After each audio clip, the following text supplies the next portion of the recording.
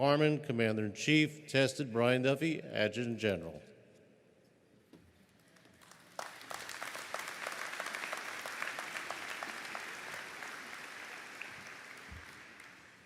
First off, I'm very humbled to be up here talking to you all today. For a living, I'm a motivational speaker, and I speak to thousands of professional athletes, from the biggest names to the smallest names.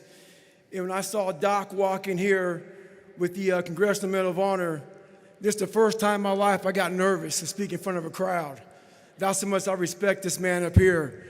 I was reading about this man back in the day, so I'd like to thank the VFW very much for giving me this award. It means more to me than anything I've ever received in my entire life.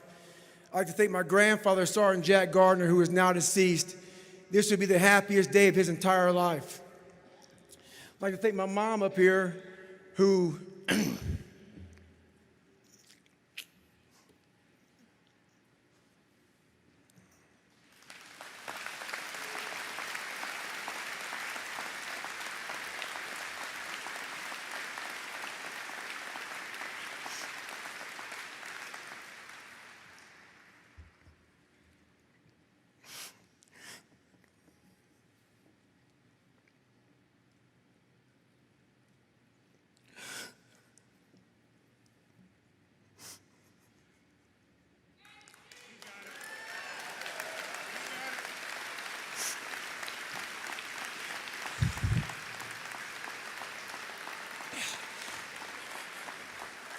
never picked me up, who never picked me up when I fell.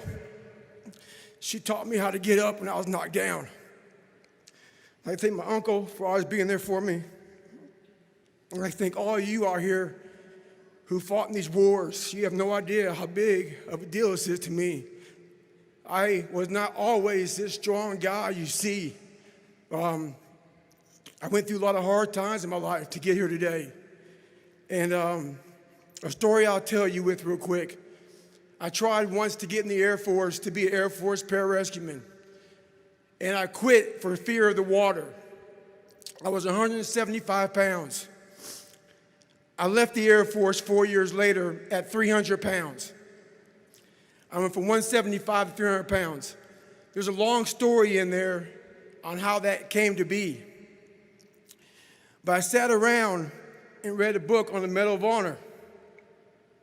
And those guys, all I wanted to be was an uncommon man.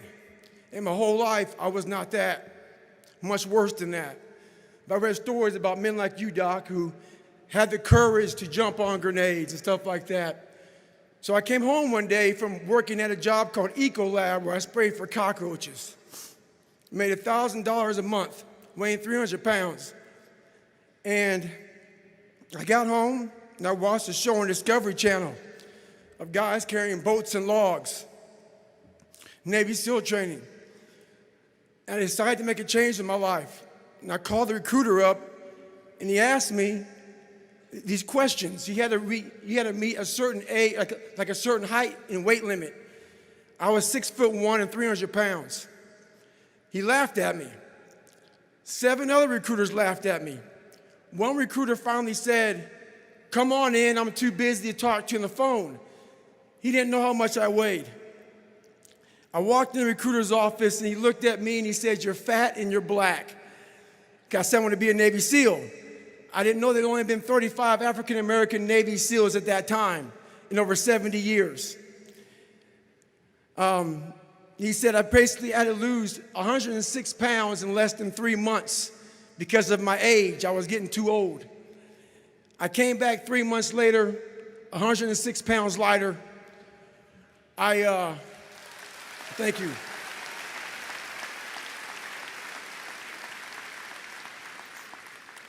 And literally, I spent 18 months going through BUDS, which is a 6-month program. Went through 3 hell weeks. That is where I met Marcus Luttrell, Danny Dietz, Michael Murphy, another Medal of Honor winner. I went through hell week with all these guys, real heroes. I am not a hero. I served with real heroes. And from there, I went on to raise over $2 million for the Special Operations Warrior Foundation. But I'm going to end you with this right here. I have the most respect I can possibly muster up for all of you in this room. I know what it takes to be a combat soldier, and I used to look for courage. I thought courage was a man who won the Medal of Honor. It is. But courage is a man who's willing to put those boots on every single day of his life to go out there and fight for this country when nobody even knows what the hell they're doing or where the hell they're at. You do it for the man beside you. Thank you.